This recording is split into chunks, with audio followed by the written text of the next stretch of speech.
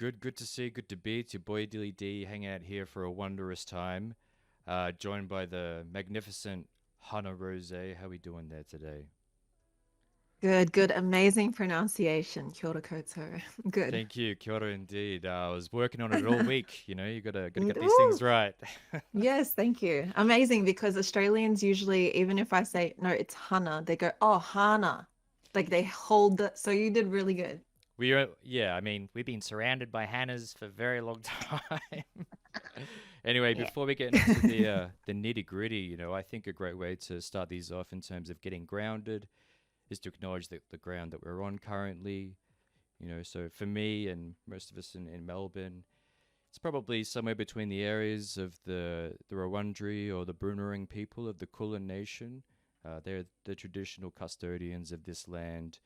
Um, Sovereignty was never ceded of this land, and I feel like it's important to pay respects to elders and leaders, both past, present, future, emerging, and finally, just to show gratitude that we get to have time on this space to create. Anything that you'd like to add to that, Hannah? Just yeah, just amen to all of your sentiments and paying my respects also to Aboriginal Torres Island elders past, present, and future. Brilliant. Amen. Thank you. Amen. Hannah Rose. Look, I'm going to rip some words straight out of your own wonderful new website that you've published, which is great. Congratulations on Yes. getting that. But for those who don't Thank know you. and who have been in the slumber, some would say, Hannah Rose, an emotive, dynamic storyteller and performer. This lovely artist combines R&B, soul, trap, hip hop, all of these different sounds in this really cool way to convey stories of women's empowerment and also just being in touch with oneself. So thank you so much for joining me on Grounded. I feel like I'm practically talking to the epitome of somebody who likes to be grounded. So thank you for joining me today. Thank you so much, and thank you for that introduction and soaking up my essence as an artist and portraying that. So thank you. Of course, of And course.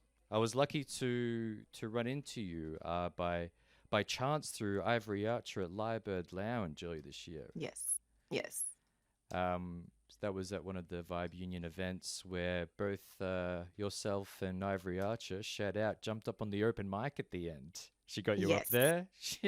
yes, yes. I was not prepared to get up that night, but yeah, it was fun and it was good to meet all of you guys. And um, yeah, Ivory introduced me to you and Vibe Union, and she's a huge supporter of you and Mm, um what she appreciates and what anyone could appreciate about you guys is just how open and loving you are and pure and hey, yeah, grounded and down to earth. how about that? Down under, down to earth, and we're grounded. Who Yes. would have thought? Yes. Um, so, okay, just quickly touching on you saying that you weren't prepared for that open mic. It seemed as though, you know, you were pretty prepared for it. Are you in this kind of continuous state of being ready to go up almost at any point? Is that kind of the room that you try and put yourself in? Yes, 100%. Yeah, I mean, I went that night to support Ivory's set.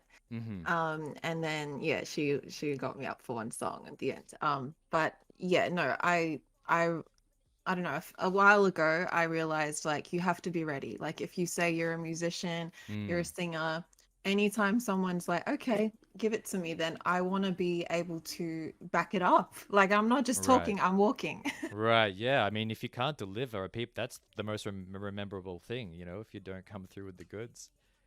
Yeah, and also just because now I've been doing this for, about 5 or 6 years seriously, so it just comes with practice as well, getting more comfortable. Right.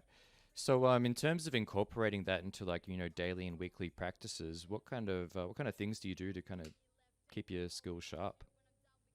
I try to do a I do a Pia Bistro vocal warm up, kind of 45-minute thing that I try Yep. to do. Like I try to do it, like I don't always keep on track, but the aim is, 4 or 5 times a week. So it's like my Mm. keeping my vocal cords in good shape. Yeah. And then just working on, I'm always, working on something that keeps me in the zone, and I'm doing a music performance diploma, so that's helping me on the theory side. Right. So yeah, So you've set yourself up to kind of be in the situation where you're kind of required to be sharp and ready to go, eh? exactly. Cool. Um, so are you not initially from Melbourne, which is breaking all the rules of this show. So I'm probably just gonna have to kick you off the show right now. I'm kidding. I'm kidding. So you You're don't really love everybody then. that's it. Super masquerade. Don't worry about it.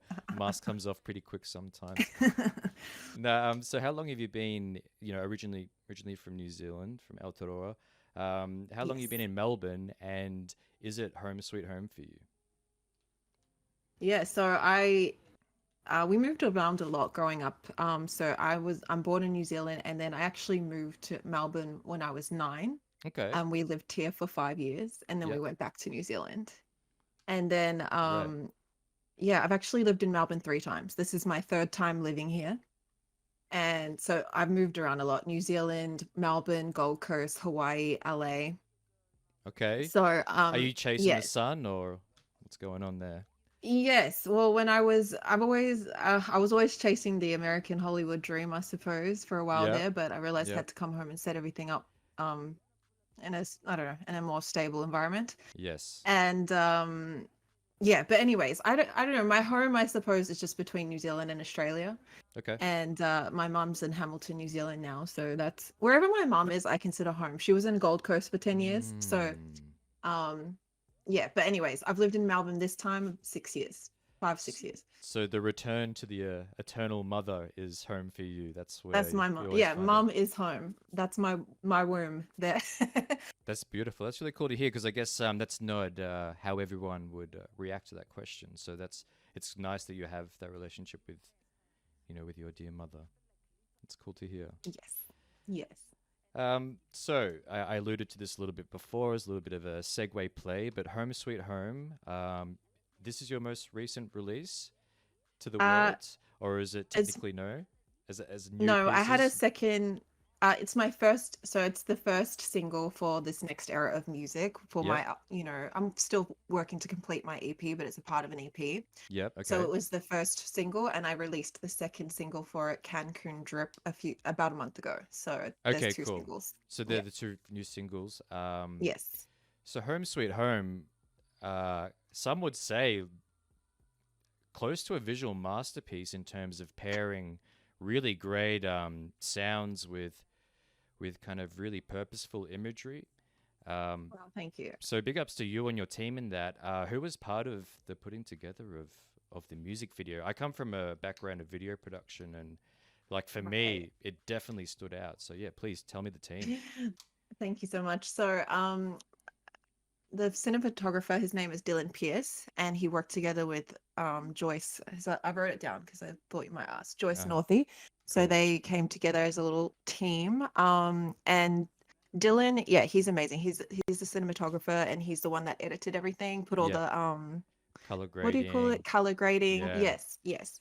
Yeah. So the crazy thing about it was is up until the day before, I was meant to be shooting it with someone completely different. I had a different Mm, director, and the day before, he pulled out because he was having some family personal problems. sure. And I was like, As they oh, always do. I was like, holy camole. Like, I've set everything in motion. I've spent quite Mm, a lot of money sorting everything out to get ready for this day. I was mm, freaking out. Like, basically 24 hours leading up to the video was just pure anxiety, stress. wow. Thankfully, yeah. So thankfully, Dylan, who came on as a cinematographer, Mm-hmm. he basically, the previous director handed it on to him. He just jumped in straight away, helped me sort everything out, and like somehow we freaking built this whole thing together in the space of 48 hours. And he it was meant to be because it came out Mm. brilliant, and I'm so happy with him and his work, and he's like a top notch.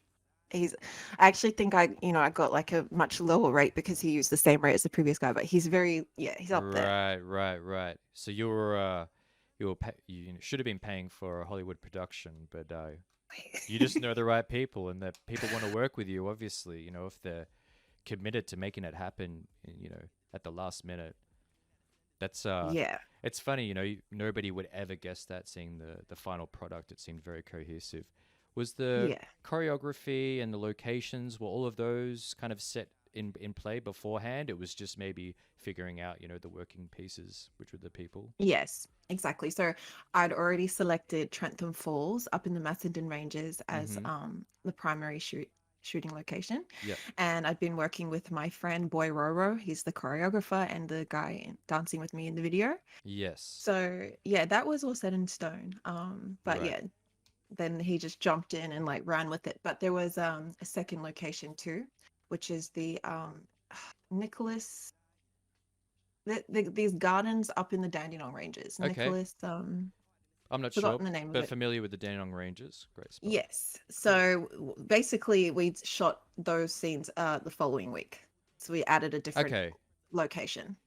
No, and That one, that one wasn't planned. Yeah. was that where like the one of the shots where like it's the, I think it was both the lake and a house cut kind of thing. Was that from there? Exactly. That's the one. The garden Mm, type scene. Yes. really cool. Um, Obviously you've got quite a background as a dancer and that kind of stuff. How long does it take to put together that kind of choreography for that piece? Because Yeah. Well, I've got no idea about these kind of things, and it's very bewildering. So very interested in to hear what the yeah. investment for that is. Yes. Well, I'm actually I'm a freestyle dancer usually. Mm. I've never really done much choreography. Okay. So, Okay. this was my first time incorporating choreography with my music, which I was so excited about, and in a music video. Mm. Um, but it took us about mm, probably I actually learned choreography really slow. So, we were doing it in pieces, and overall, it probably took us about maybe 6 weeks because I was just picking up a little bit at a time and then going over that. So, Okay. we just checked in every couple of weeks. Yeah. That's it sounds good that you actually put that amount of planning, timing, and breaking things Yeah. down on that particular level because yeah, I mean it really translates, you know, everything is just so, you know, smooth and flowy. So yeah, it's cool to know that you at least had to put in the time Yes, for I that to did. happen. 100%. Yeah. Cool. And So yeah, please continue. I was just gonna say, and like it was like a really I don't know, like it was so stressful because I wanted it to put all these elements into it, but it really everyone sees it. Like everyone, like I feel like these days a lot of people we're just putting content to put it out. Like just get a video, it doesn't have to be special, just film it, you know? And so Yeah, and people really there's a appreciate right. yeah. The effort. Sorry, I didn't mean to, you know, No, talking that's over fine. Discord be difficult. But yeah, it's interesting because I do like, I think there's a little bit of merit involved in the whole like, let's just get it out for the sake of getting it out. But, you know, if there is a piece that you've made and you are very much in touch and driving the vision behind it, then you may as well, you know, give it all you can to make sure that it hits home as you'd hope it to hit home.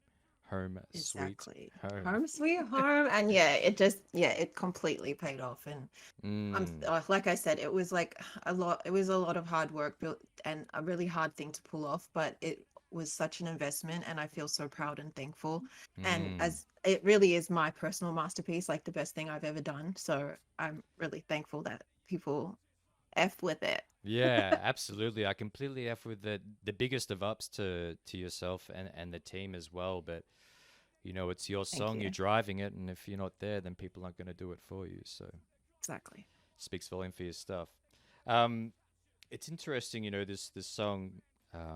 It kind of strikes me as a return to a lover's embrace. You know, this space of being comfortable and vulnerable and open.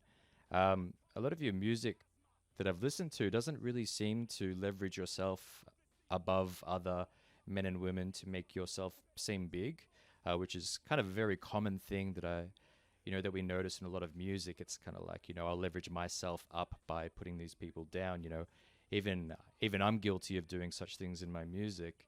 Um, uh, Yeah, well, I can't say I'm completely innocent, but I'll let you continue. Sure. Yeah. Yeah. Not too much left of this long-winded question, but I guess what kind of messages were you trying to send through this particular track and your other music? Um, Yeah. yeah, kind of keeping what I said in mind.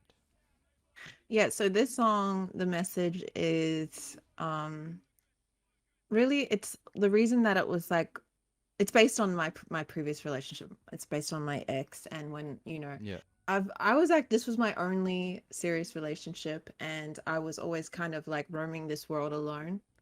And Mm. so then it was like when I finally met someone that I really gelled with on an actual deep level, it was like this amazing magical feeling. And Mm. then like for previous situations, I feel like everyone was just, in terms of my romantic in-depth encounters, they were Mm-hmm. just, there was no action backing up anything. So this was a situation where it was like, what's making it so magical for me is all the consistency. Like every morning you're doing this, every Mm. night, every weekend. That's why I feel so safe. And like, it's just, I don't know, it's just this magical, safe cocoon.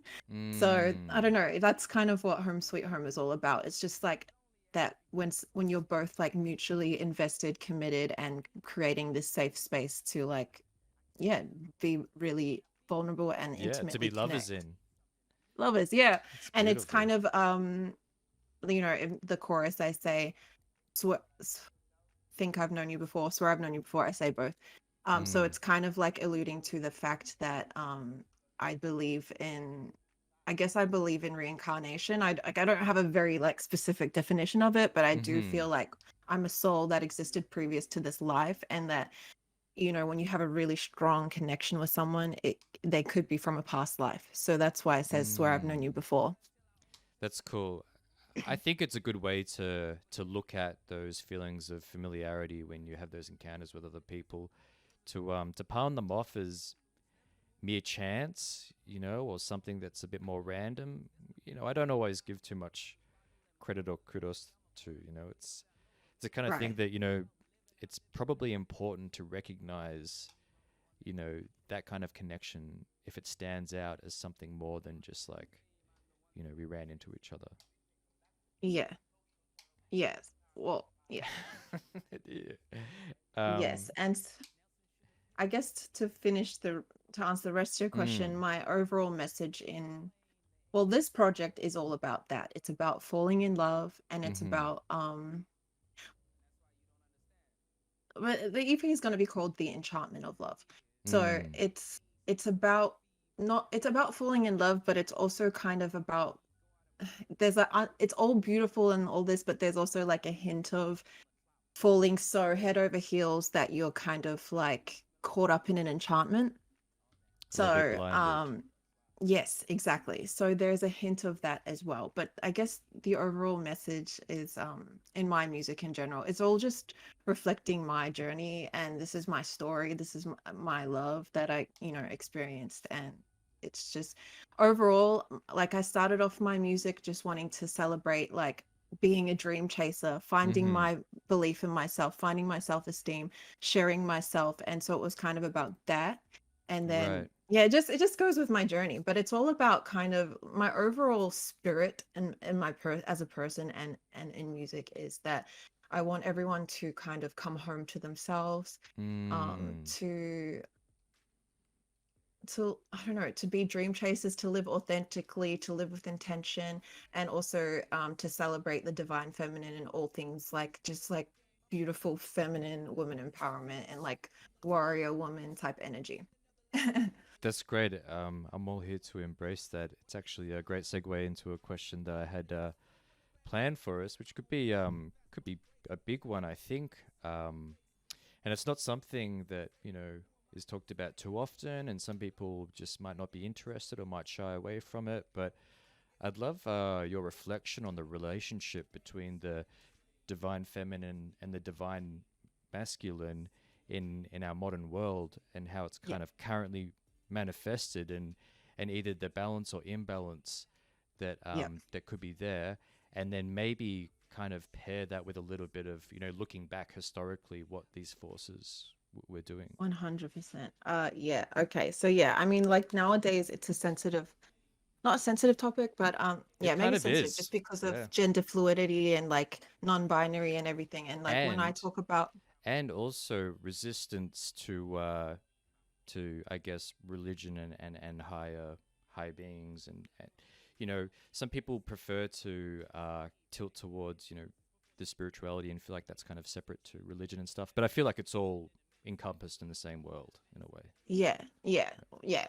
Um, so yeah, so for me, it's like I don't like the traditional gender roles entirely. Of There's so much problems with the traditional gender roles, Mm-hmm. with patriarchal society, which the traditional role is man, provider, protector, in charge, and Mm. the woman is wife, mother, loses her identity, is just there to serve others. That's what, in history, what's the best Mm. compliment people give women? She's so selfless. She puts everyone before herself. Mm-hmm. So I don't appreciate traditional gender roles because I think that obviously they're oppressive to women, Mm-hmm. and but there's also problems regarding men because men are taught since young, don't be a pussy, don't have emotions, Mm. and so they fragment themselves from a whole part of who you are, which is your emotions, you're vulnerable. So we're all effed up from this. Like Right. women Agreed. tend, Agreed. yeah, women need to have about, like, I think we all have. So masculine and feminine, divine masculine and femininity. I'm not talking about genitals. I'm Right. not talking about anything like that. I'm talking about two polarizing energies. And Um, universal forces, right? yes, exactly. So there's duality. I believe there's duality in everything, Mm-hmm. and that duality working together makes the most beautiful things. Mm-hmm. Someone put it like this. He said, like, if you think of a waterfall, the rocks is like the masculinity. It's like the boundaries. It kind of creates structure. And then the water is like the divine feminine. It Mm. flows through, but without the rocks, the water would just go everywhere. Without Mm-hmm. the water, there's no waterfall. It's just plain old rocks. Yeah. So Nice. That's a beautiful so analogy. Please continue. yeah. Yeah, so when you put both together, the rocks and the water, and you get this beautiful waterfall, this majestic, magical thing. So not only like when it comes to us as people, like I identify as a woman, Mm-hmm. and I'm, I have a lot of my femininity was out of balance a little bit. I have a lot of masculine traits too. But anyways, we all need to balance both sides. We all have Right. masculine and feminine energy Yes. inside of us. I had Yes. to figure out how to create more boundaries. And because for women, it's really hard for us sometimes to have boundaries because we're taught just be nice, just be good, this and that. And you feel uncomfortable asserting yourself, and you feel Mm. so you need to figure out, how do I become more like a man? And I assert myself. I stand up for myself, and I have strong boundaries. That's how Mm. women need, I think, can incorporate masculinity. And then if you look at someone who's hyper masculine, and if they are shut off from their emotions and everything like that, that's gonna that's not good for you. I Mm-hmm. mean, look at mental health in men. Right. So they Broken need to hearts, tune into closed that. closed off broken hearts.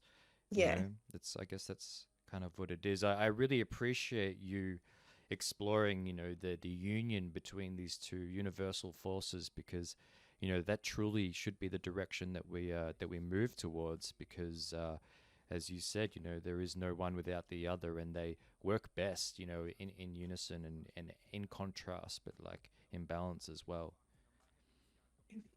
Mm.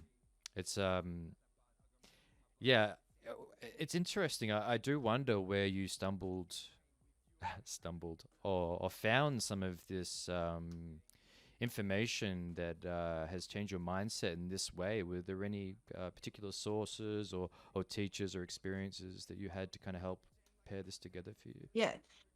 So I've done kind of a few integration type, conscious integration type courses. I Okay. follow like this page called Rising Woman, and I listen to a lot of podcasts like Create the Love podcast, Mm. Almost 30 podcasts. A lot of these just they're in the healing space of conscious integration. And what Mm-hmm. conscious integration means is, yeah, just like all pieces working together, because instead of being fragmented, welcoming all sides of yourself home, including masculine and Mm. feminine. So yeah, those are, I've just been learning over the past few years, and because I listen to so many podcasts on the subject, I just pick up all these ideas and terms that resonate. That's great. So you can attribute it to your diet, you know, your data diet to Yes. that's helped nourish you in your mind. Yes, That's 100%. that's really Because you need sorry. language. I was just Yeah. gonna say you need language. Like you might not even know you resonate and feel these things, but when someone puts it together for you, you're like, oh yeah. Articulation is a beautiful thing. There's a reason why we call spelling spelling. You know, we literally cast spells with our words, and yeah, to not understand the magic behind that can sometimes be a crime. I think truly a crime. All right, so we'll take a little bit of a gear shift, but it might not actually be too much of a gear shift, Hannah. Yes. Um, if you're comfortable, I'd love for you to talk about kind of growing up in a Mormon family or community, and then how you went from that position to kind of dismissing and leaving that behind, and where you kind of find yourself now. Yes. All right. Yeah, so I grew up in Temple View, which is like, I don't know if you know what Utah is, but it's like the Utah of New Zealand. So Okay, it's like a little barren, huh? a little barren, or No, no, because rocky, or No. Utah is a Mormon state. Like it's a Mormon, I it's like got you. 70% Mormon. It's the Mormon headquarters. And I guess only a that's Mormon would know that. I thought Maybe. others might know that by now, No, but but maybe not. okay, cool. Um, because people probably getting too mixed up with Amish. Mormons are not Amish, can I just say? Let him Um, hear it. so anyway, I grew up in a small suburb in Hamilton, New Zealand called Templeview, which is like 90% Mormon. Okay. Um, and there's a Mormon high school there and everything. I went to Mormon high school. And then I went to BYU, which is a Mormon university, Brigham Young University. I went there Okay. in Hawaii. Yep.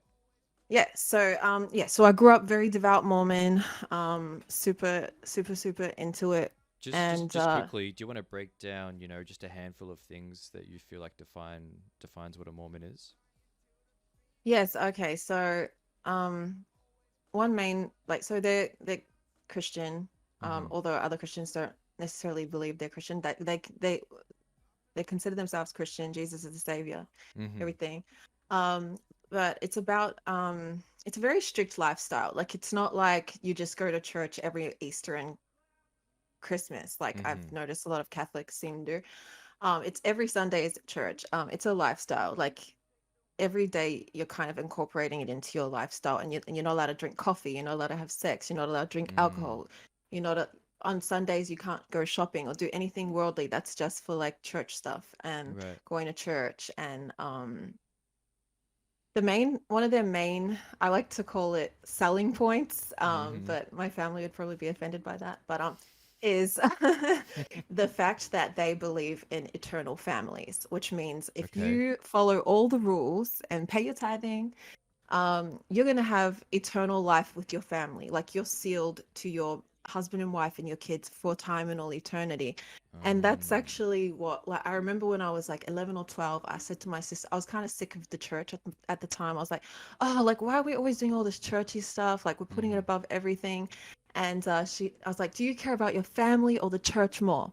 And then she's like, well, I love my family more, but that's why I go to church, because now we can be together for time and all eternity. So from there, I just like was like, okay, I have to be a good person so I can go to heaven with my Mm. family. And then I just went boom, devout, gave up Right. all my dreams and individuality to be a good Mormon. So Intense. yes, Intense.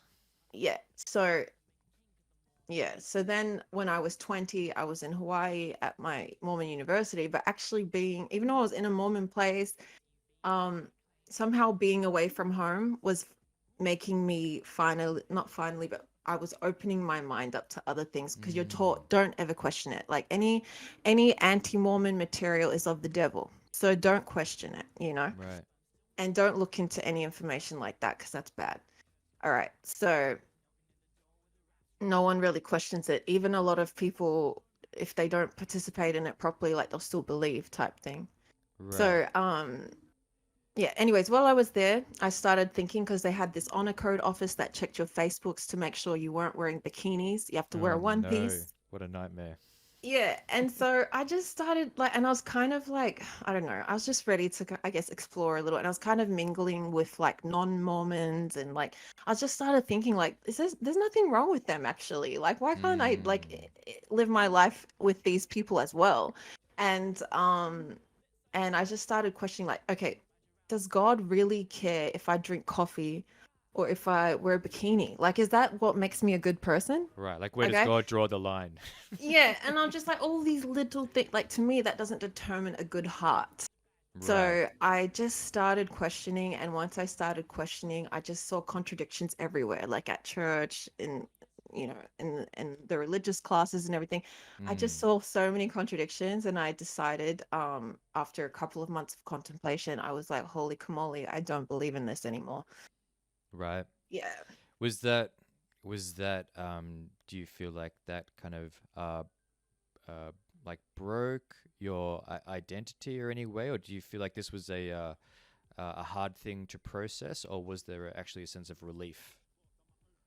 It was hard. It was exciting and hard. It was Right. very much I lost my identity. I didn't know what my identity was after that.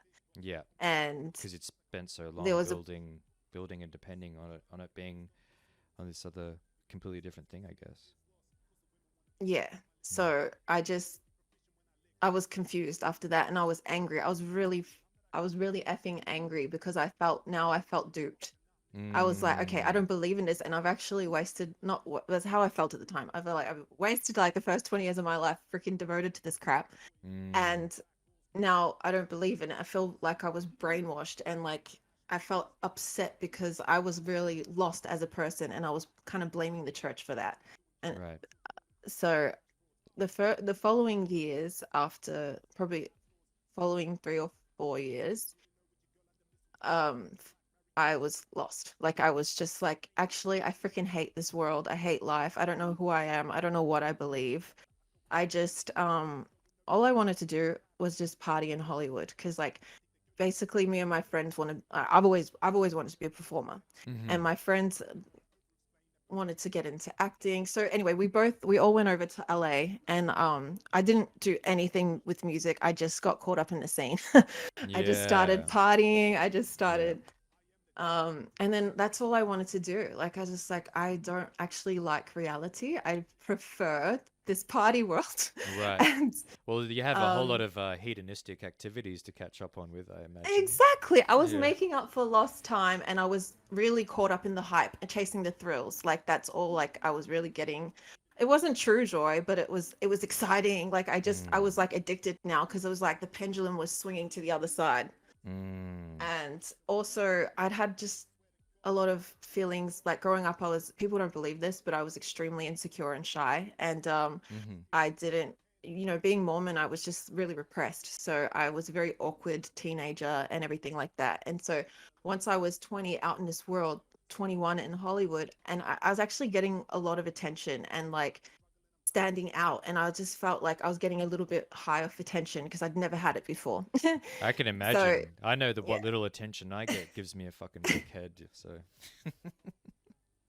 Yeah, so anyway, I got caught up in that whole scene, and then Mm. basically the fast life comes crashing down on you at some point. And living in a state of feeling like I was atheist at the time, and like I just had no sense of purpose or direction, and it just came crashing down on me, and I hit a rock Mm. bottom. I was 24. I hit a rock bottom, and that catapulted like a spiritual awakening. I moved back to Melbourne, and Mm-hmm. from there I've been rebuilding my life from scratch, and that's when I decided to pursue music seriously too.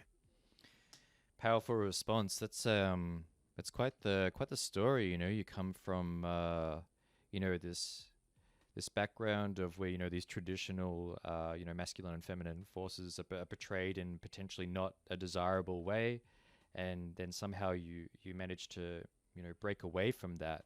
But as you said before, without that operating system of religion or spirituality or whatever it is. I mean, where's the purpose? Where's the meaning? Where's the why? Where's the reason?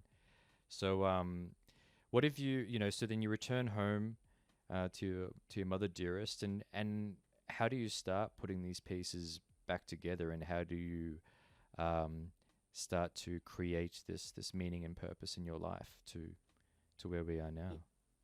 Yeah, so I mean, like I say, before this moment, I was living in a really negative state of mind, as in, like, I didn't believe there was any point to anything. So, and I didn't believe in a higher power or anything like that. But then this Mm-hmm. day that everything came crashing down, and I was like, I need to get out of here. Like, I need to get out of Hollywood. Like, by the way, Hollywood can be a very dark place. Like, everyone there is stepping on everyone to get up. Right. So, and Cutthroat. being a naive young ex-Mormon, I was prone to a lot of traumatic encounters. Yeah, you're So, quite the target. yeah, exactly. Exactly. And a foreign young girl from out of town. Yeah. Yeah. So, um I just thought everything bad always happened, and I didn't believe like anything good was going to happen for me anymore, type thing. Right. So, but that day that everything came crashing down, like I had one friend kind of pick me up and help me out, and like I was like, I need to get out of here, and I contacted my brother who lives in Hawaii, and we hadn't spoken in years, and I just said, please, can you get me out of here? Yeah. And he initially said no, and like basically my friend said, just believe, he will say, just believe it's going to work Mm. out. He So anyway. this is your brother from your Mormon family who's still Mormon, and that's part of the Yeah. reason why he's saying no. Is that correct? uh yes, we basically had a falling out when I left the church, him and Okay. I. And so Yeah. um anyway, long story short, my sister-in-law told me when I spoke to my sister-in-law because I wasn't speaking to my brother. I said, can Mm-hmm. you guys help me? She asked him. He said no, she's got herself in another mess, like she can get herself out. And then he apparently went to the bathroom, came back, and he just said he had this overwhelming feeling like we have to help her. And Mm. so that kind of, just that, like, it kind of switched gears for me. I'd hit rock bottom.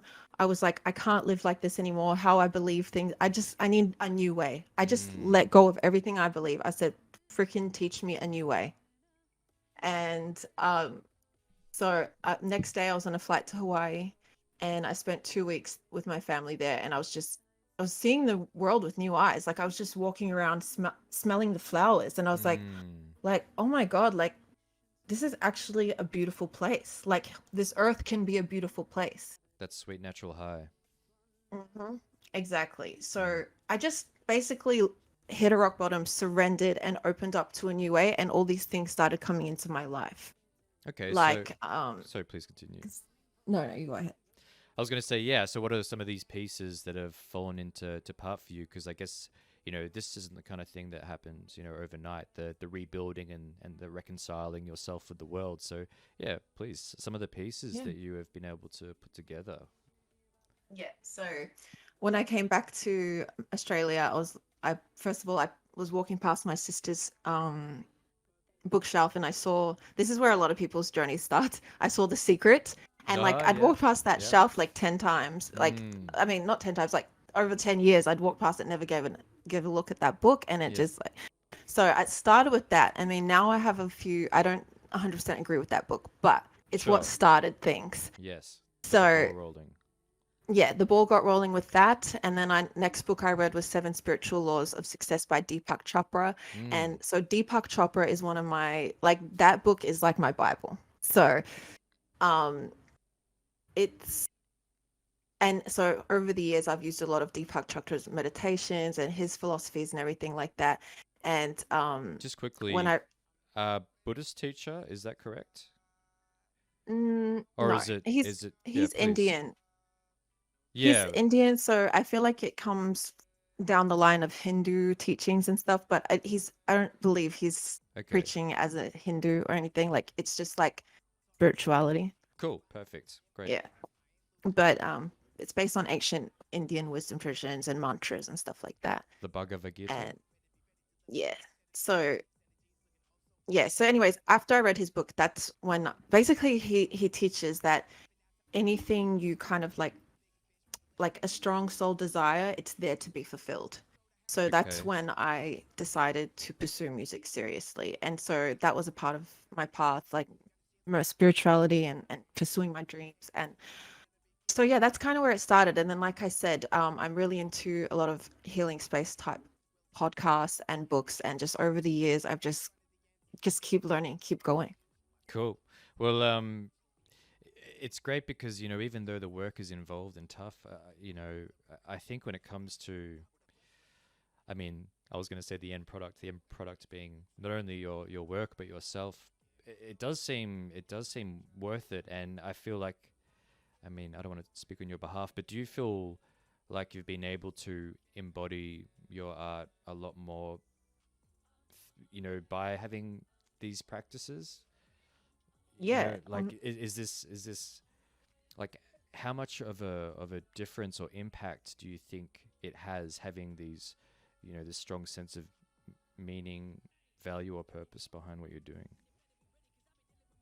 Well, it's just I don't like just I don't know. I just developing cultivating this relationship with my Mm. soul, with spirit and all that type of thing. Mm-hmm. It just I can't see it any other way now. I like earlier you were saying I don't have any like cocky type songs. I do have cocky type songs. I Whenever was I being do like nice. yeah, whenever I get into like the kind of rappy vibes, Mm-hmm. I'm like influenced by Nick, all that cocky Mm-hmm. rap like you were talking about. So anyway, so I still have that side to me, but Right. like again, it's like integration, it's balancing everything, and I just feel like I don't want to be one dimensional. So having Mm. my spiritual practice, it allows me to I don't just have a deeper meaning and deeper message. And I still talk like I talk my shit, and I talk, and I'm a very sensual artist and Mm-hmm. person. So sometimes people don't think that gels with spirituality, but to me, it's all like one and the same. Yeah. Agreed. So it yeah, so it just kind of it helps me deliver things with like a more like whole message, a whole, not Yeah. just one dimensional, not just surface. Yeah, I love the idea of being able to integrate all these different aspects. You could, I mean, there's many different ways to look at that integration. But for me, one of the main things I like to think about when it comes to, my identity and integration is, Carl Jung's work on the shadow, and Yes. not shying away from, the dark undertones of yourself, and what lies behind the surface that you think you may have to hide from the world, but you have to get yourself in a position where what is inside of you is something that's being embraced and being not Oh ignored. my gosh, I'm glad you brought that up because I haven't even been talking about the shadow self. Yeah. So We so did that is it. a huge part. Yeah, that's a huge part of everything, that this whole thing, because that's why I was saying my problem with The Secret is it's Mm, all love and light, all positivity, da, da, da, da, da, but I consider that spiritual bypassing. It's not real. We need to be our whole selves. If yeah. you act like you don't have any negative thoughts or any shadow traits or beliefs or desires, it's Right. not reality, and it comes out sideways because you're living in a delusion. So Yes. Yes. so for me, like shadow work is extremely important, and I love Carl Jung. Mm, And basically, actually, so this EP that I'm talking about, the Enchantment of Love, this is really about a time frame, middle of 2017, so it's 4 years ago. And actually, my relationship ended really badly, and like that relationship was because you know how I was, had my little wild early 20s. yeah. In this relationship, my ex was constantly had a problem with my past. Right. And, and he was projecting a lot of misogynistic, like women should never do that. That's disgusting. Da, da, da, da. Sounds like he's So, not very grounded. yeah. So, Mm, actually, I wrestled with my shadow with this relationship, and after it, I was in a really dark place actually, and it was all shadow work. Like it was like mm, I was starting to feel like I'm ashamed of myself and my past, and da da da da. Or not starting to feel like I actually always had that sitting there somewhere. right. So, Right. because yeah, so I was carrying shame around my past, and I just hadn't really made peace with my whole life. So shadow work was very, very painful, but it going in there and dealing with it and doing a lot of inner child work Mm. um is what helped me actually see over the past couple of years like the strength in my journey. And that, yeah, like we it's just like there's no point to hate on your shadow self because it's a result usually of things out of your control, trauma, this, that. So it's just about having compassion for all sides of yourself and figuring out. And once you do get familiar with all sides of yourself, you can sit there and Mm. make a choice. How do I want to use this side of myself? Yeah, sorry, I've got a cat at my feet that I'm playing with my foot. Her name is Effie, and she's Nice. quite lovely. But it's interesting. Foot massage. You associated the word trauma with shadow. I kind of feel like with I mean, you could argue that to a degree everyone has certainly experienced trauma, which they have. I mean, life is suffering, and that is an inherent value of it.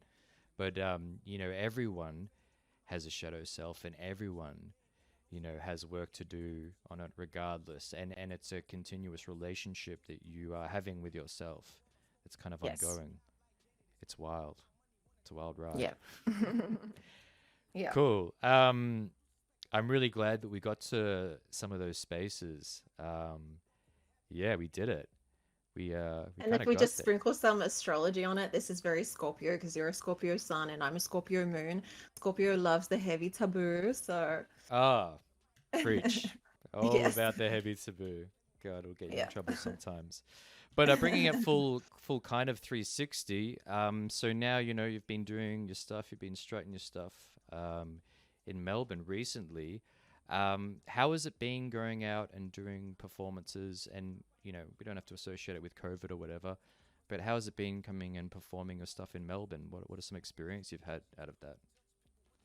Well, it's been a long journey. Like I started doing open mics in 2016, Okay. and Yep. that's how I started, like just doing open mics, and then Rocking the penny black. yeah, Penny Black, a few other joints. Um, honestly, it's like I've I'm hungry for a really big stage. I love to perform, and I want to be at bigger events. I want to be at, Mm. like I really like the Get Down event that I was at in April, the People's Choice. Yep. Now that was like really like it was kind of like a moment like finally, like because I've just been having these small shows and like Mm. most of my gigging has actually been acoustic cover band with my guitarist, acoustic duo. So it's I would not have a never lot of, guessed. yeah. So Cool. it's not a lot of, I've not had a lot of my own stuff being performed. And Right. like the Get Down, I was just like, again, it was a moment of like, finally, thank God, like people are finally seeing me because I've been hustling for a long time. Yeah. And yeah, Yeah. Cool. I was actually there at that Get Down show, and yeah, you really put it on, and you were a last minute sub in off the quote unquote bench. Obviously, you don't not deserving of the bench, but that was great that things came together exactly. at that last minute. Talking before at the start of this show, where you got to be prepared for any of these opportunities to come up, and Yeah. they were, and you got to do your stuff, and we got dripped on that Cancun styles. It was golden. Yes, true. So yeah, exactly. Like that was crazy as well. Like I'm just like universe, you always want me to like just like hang on a little long. You can't I couldn't just get it straight Mm. away. It had to be like nope. And then it was like, okay, no, actually. Yeah, yeah. It's Um funny like that. I feel like the universe has a sense of humor, eh? yeah, yeah. And I don't know. I just think for my journey, I just feel like I mean it's I've gotten too caught up in comparisons in the past, but basically I just feel like I've really had to find everything the long and hard way. Um and yeah, I don't know. It's just like the universe is like you're not gonna get anything handed to you easy, girl. So I've just had to work really hard by myself. And yeah, it was just great that the Get Down thing just yeah, I wasn't even in the initial lineup, as you say. Mm-hmm. So just the fact that it came to pass, I like it was just like a miracle. And like it was like the biggest crowd I'd ever had for my music, like for my original music. So, And more or your crowd actually, and type people, right?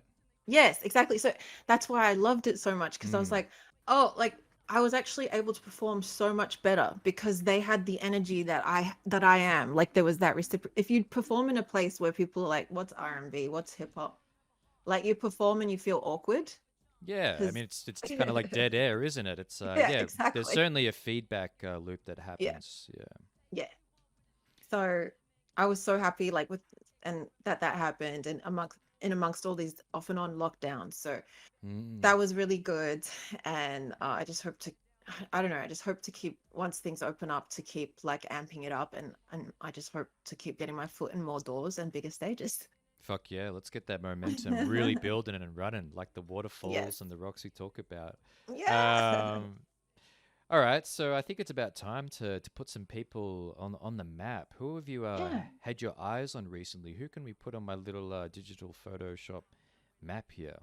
Yes. Excuse me. So yeah, on the map, I wanted to shout out Jasper Byron. He's from Sunbury. Byron spelled Um, Byron. yes, correct. Cool, So I enter. met Yep. him through Melbourne Polytech, which is my music where I'm studying my music performance diploma. Yep. He's a looper. His idol is Tash Santana, Brilliant. and yeah, so he's a multi instrumentalist, looper, and producer, and also artist. So if anyone wants to check out like a song of his, I was going to say to listen to Lonely Road, which is Lonely it's like Road. mostly Lonely Road. It's mostly a guitar thing, but it's very dynamic and yeah, so shout out to Jasper. He's great. Brilliant. Look, yeah, and look to him for production if you need. And he loves Prince. He's very like he loves bass and kind of psychedelic, funky type stuff. So if you want to make any music like that, hit him up. Excellent. That's golden. Loves a synth. Loves a synth. Oh yeah, Um, rocks the synth, gets a little yeah, wild and trippy on it. he loves the trippy psychedelic Jimi Hendrix, all that. So yeah, Cool. shout out to him. And the other person that I was gonna shout out because to add to your playlist, your hip Yeah. hop playlist, Yep. is Motley. Do you know him? Motley. Ah, absolutely. A true veteran, man of the Yes. community, a builder, an operator, somebody who is, both conscious and cool at the same time. Sometimes hard to pair. Yes, exactly. I'm like, how that's a great pairing. I was basically I know more of his brother Ryder's music, and then I'd been meaning to check him out, and I just randomly checked out his album the other day. When I died. And I just recommend to any rapper to like listen to that album because I was blown away. It's so dynamic and like he reminds me of Nicki Minaj in a way because you know how she uses so many different voices, not the content, but she has so many Yeah. different voices in her raps. Like Kind she of like has so many. caricatures of Yes, itself. Yeah. exactly. Yeah. So he uses a lot of different dynamics and voices in his songs, and I find it so entertaining.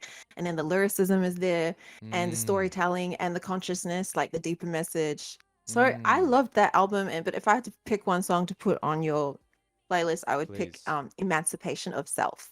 Emancipation of self. Of Emancipation self. of self. Yeah, beautiful. There it is. Add to playlist. It's there. Maybe that's Beautiful. something we'll play on the way out. That's a great recommendation. Motley, yeah, absolutely. Um, you know, the thing is, people like Motley, maybe almost because of the time that they've had in the scene, but younger people seem to be more visible. And he was probably extremely visible in his time, and he's a bit older than us. Um, but he's the kind of person that he doesn't need the limelight because he's just always working in the background with the right people doing the right thing, and has obviously left his mark on many people. And Yeah, I mean, he has like no promo. Like he doesn't even have a social media presence, really. right, but people know, Yeah. and yeah, I guess it's almost worth shouting out Nina Nicole in the same space because I don't know if you've ever seen them do their thing either together or individually, but whew, I've unbelievable seen energy. her at the Get Down event like end of 2019, but Was I that at didn't see was them that at together. Revs? Was that Revolver? No, it was at Horse Bazaar. Oh, one of the last Horse Bazaars. Yes, I think it was the last one.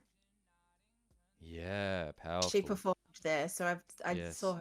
Yeah, she's great. She's a hell of a boom bap MC, yeah, an immaculate spitter, and I guess yeah, you know if you hang around with people who are equal or greater in terms of skill and stuff than you, then shit's gonna rub off, and you should probably be exactly. aiming for that. Yeah. A power music power couple goals. Yes. Yeah, absolutely. Yeah. I yeah, have been in the audience just looking at both of them and Noah being like, yeah, maybe my focus for what the ideal girlfriend is a little bit changed through this. Are you single? Currently, yeah. Oh Yeah. yeah, yeah. I know. I've always wanted. I'm like, where is my producer? Love of my life. Yeah. Yeah. I mean that is the dream to like have, you know, the complementary skill sets as well, you know. 100%. Oh well, wish you all the all the luck You in the too. world around that. I'm sure we'll find it. You know, we're both putting the energy out there. So Yeah. amazing. Hana Rose, thank you so much for jumping on board. I hope you've had a good time today. I really have, and I loved the topics and everything. So thank you so much for having me Hey, you're and most for your welcome. insightful nature and questions. I appreciate that reflection. Um, so you've got a brand new website that's up and going. Check it out. Yeah, is it just your name? Is it .com? Is it .org? What are we talking? So it's hanarose.com. It's spelled phonetically HANAROSAY.com. Yep. hanarose.com. Cool. Anything else that we should be looking to the future, keeping an eye out for, or should we just leave the people in the dark until they figure out the shadow and come across it? I mean, stay tuned because like I'm rolling out my second EP. But if you haven't checked it out yet, check out my video Home Sweet Home and Yep. my second single Cancun Drip, which is more upbeat, hip hoppy, kinky rappy vibes. And then Kinky yeah, just rappy stay tuned. vibes. That's what they want to hear. That's what they want to Yeah, yeah, hear. yeah. I tell you, I do all sides. So yeah, Cool. just stay tuned because I'm gonna keep rolling out this EP. But I want to do it really well, so you know, it takes a long time to get everything right. But just stay tuned. Yeah. Well, I have faith in your process. Yes. Um, thank you everyone for joining us today on another episode of Grounded. Tomorrow I'll be talking with D-Rad MC, who's also another chat from Aotearoa who has made their way to Melbourne for a period of time to do some stuff. Nice. So that'd be Who? cool. Who did you say? D-Rad MC. D D-Rad apostrophe MC. rad. Yeah. And then Okay. later in the week we've got Wrath again on the Thursday, and we've actually got two episodes happening on Thursday. So Wrath and Rudy V. Rudy V was the guy who initially got me into hip hop and music in the first place. So origin stories. Nice. Cool. Well, take it easy, everyone. Listen to the Spotify playlist. Keep doing you, and catch you on the other side. Bye. Cheers. Bye.